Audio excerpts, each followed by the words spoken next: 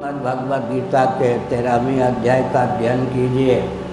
महाभूतानि अहंकारो बुद्धिरव्यक्तमेव च इंद्रियाणि दशैकञ्च पंचचेन्द्रिय गोचरा इच्छा द्वेष सुखम दुखम संघातश्चेतना धृति। यहाँ पर चेतना शब्द का स्पष्ट प्रयोग किया गया है। भगवद गीता के 13वें अध्याय में सांख्य सम्मत वेदांत सम्मत जो 24 तत्व हैं उनका वर्णन पहले किया गया। महाभूतानि अहंकारो बुद्धिरव्यक्तमेव च इंद्रियाणि दशैकञ्च पंचचेन्द्रिय गोचराः। ये 24 तत्व सांख्य प्रस्थान के अनुसार सिद्ध होते हैं और हमारे आपके जीवन में इच्छा द्वेष का उदय भी होता है। चेतना में भी विकास और संकोच का क्रम चलता रहता है। जागृत अवस्था में चेतना विकसित होती है, स्वप्नावस्था में चेतना किंचित संकुचित होती है, सुषुप्ति अवस्था में चेतना बिल्कुल बीज होकर शेष रहती है। सब कॉन्शियस के रूप में उसका वर्णन किया गया है। चेतना शब्द का प्रयोग श्रीमद् भगवद गीता के 13वें अध्याय में हुआ है, लेकिन यही वचन ज्यों के त्यों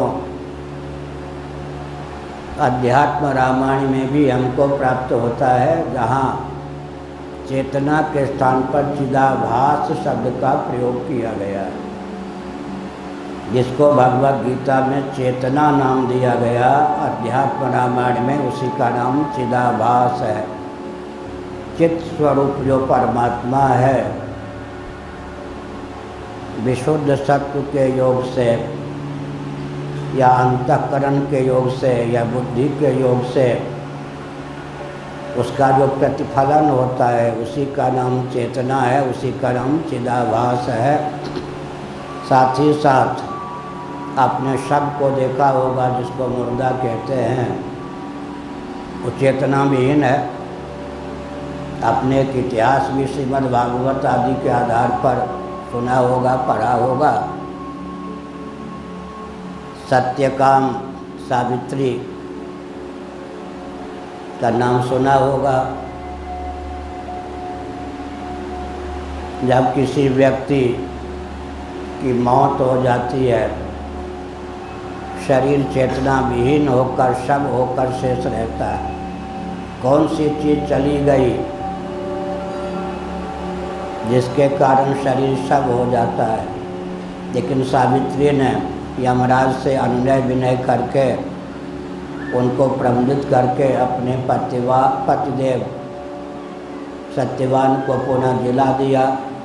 तो कौन सा तत्व था जो शरीर में प्रविष्ट हो गया, तो शरीर फिर शव न होकर जीवित चेतना युक्त माना गया। उस पर विचार करना चाहिए। चेतना विहीन शरीर और चेतना संपन्न शरीर। चेतना अगर शरीर को छोड़ दे तो शरीर का नाम शव हो जाता है।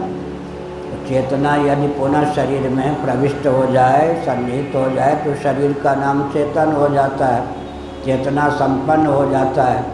बहुत अच्छा उदाहरण है। विद्युत विद्यमान ना हो लेकिन बल्ब फ्यूज ना हो। विद्युत में जो प्रकाश की क्षमता है वो बल्ब के माध्यम से अभिव्यक्त है। बल्ब फ्यूज नहीं है, बल्ब तो विद्यमान है लेकिन बिजली चली गई तो बल्ब के रहने पर भी हमें प्रकाश की प्राप्ति नहीं हो सकती। और अगर फिर बिजली 1 मिनट बाद आ गई तो बल्ब के माध्यम से पुनः प्रकाश की अभिव्यक्ति होती है। तो बल्ब की 2 दशा है, एक प्रकाश विकीर्ण करने वाली दशा, विद्युत को अभिव्यक्त करने वाली दशा। एक विद्युत की विद्यमानता न होने के कारण विद्युत को व्यक्त करने की क्षमता होने पर भी बल्ब प्रकाश विकीर्ण नहीं कर सकता। ठीक इसी प्रकार हमारे इस स्थूल शरीर की 2 दशा होती है। चेतना नाम की शक्ति जब शरीर को छोड़ देती है तब शरीर का नाम शव हो जाता है। कदाचित वह चेतना शक्ति फिर उसी शरीर में प्रविष्ट हो जाए, सन्निहित हो जाए, तो सब शरीर भी पूर्वत अर्थक क्रियाकारी व्यवहारक क्षम हो जाता है। उसी का नाम है पुरीअष्टक। पैंगलोपनिषद, विवेक चूड़ामणि, अष्टावक्र, गीता आदि का अनुशीलन करें तो पुरीअष्टक की सिद्धि होती है। कर्मेंद्रिय पंचक, 5 कर्मेंद्रियाँ, ज्ञानेंद्रिय पंचक, 5 ज्ञानेंद्रियाँ, प्राण पंचक, 5 प्राण, अंतःकरण चतुष्टय, अंतःकरण पंचक, मन बुद्धि चित्त अहंकार और व्याकृत्व। साथ ही साथ इनका उपादान कारण पंच तन्मात्रा और अविद्या काम कर्म। इन 8 वस्तुओं के समुदाय का नाम पुरीअष्टक है। पुरी जानते हैं, 8 पुरियाँ मिल गई तो हो गया पुरीअष्टक। बाहर की 8 पुरियों का आपको ज्ञान होगा, आप तो आस्तिक हैं। अयोध्या, मथुरा, माया माने हरिद्वार नज़दीक है, काशी, कांची, अवंतिका, उज्जैन और द्वारावती, द्वारकापुरी, ये 7 पुरियाँ हो गई। 8वीं पुरी का नाम है जगन्नाथपुरी, जहाँ से हम आए। ऐसे 8 चिरंजीव होते हैं, अश्वत्थामा आदि। 7 चिरंजीव का नाम है, 8वें चिरंजीव मार्कंडेय होते हैं। 8वीं पुरी जगन्नाथपुरी होती है। बाहर जिस प्रकार 8 पुरियाँ हैं, वैसे हमारे शरीर में भी 8 पुरियाँ हैं। कर्मेंद्रिय पंचक, ज्ञानेंद्रिय पंचक, प्राण पंचक, अंतःकरण चतुष्टय या अंतःकरण पंचक, तन्मात्र पंचक, हो गए 25 या 24, लेकिन 5-5 का समुदाय एक माना गया। अंतःकरण को चतुष्टय भी कहते हैं, अंतःकरण को पंचक भी कहते हैं। 4 या 5 भेद अंतःकरण के होते हैं। फिर अविद्या, काम और कर्म, ये 3 और जोड़ लीजिए, इनका नाम आध्यात्मिक 8 पुरियाँ हैं।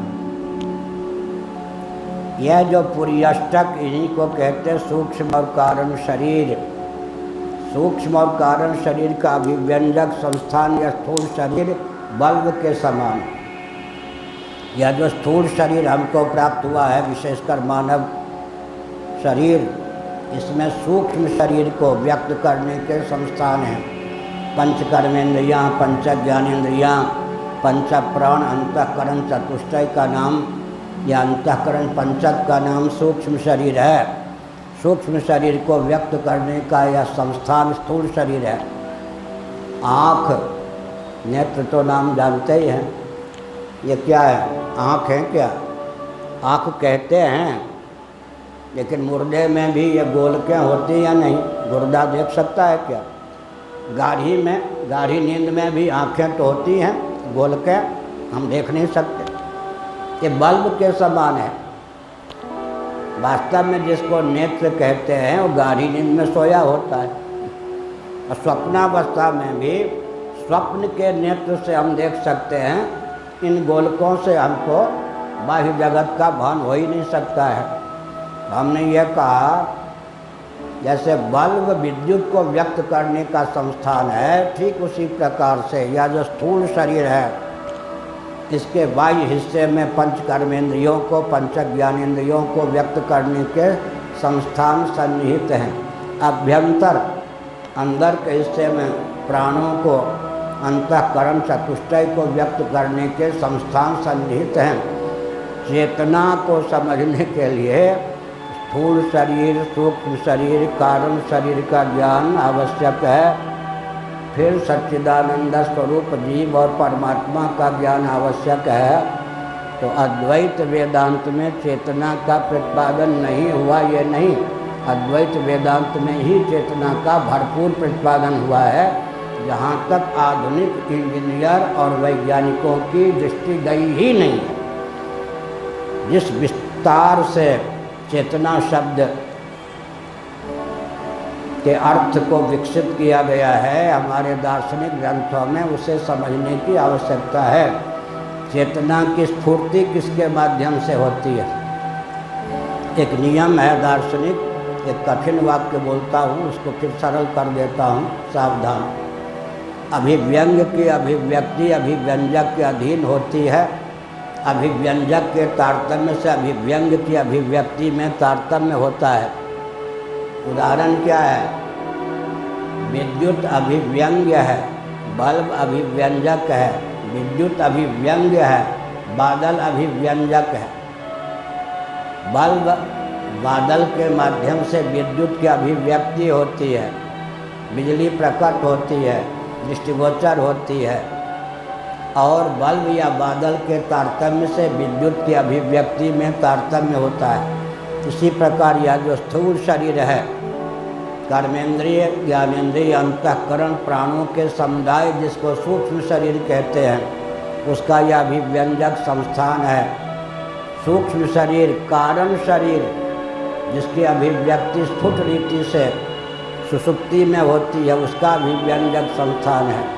कारण शरीर जीव का अभिव्यंजक संस्थान है, और जीव जगदीश्वर का अभिव्यंजक संस्थान है। तो चेतना का अर्थ होता है स्थूल सूक्ष्म कारण शरीर के योग से जीव की जो अभिव्यक्ति जीवन में होती है, जिस अभिव्यक्ति को लेकर व्यवहार या परमार्थ की सिद्धि होती है, उस अभिव्यक्त रूप का नाम चेतना है। चेतना को समझने के लिए इतना ज्ञान आवश्यक है।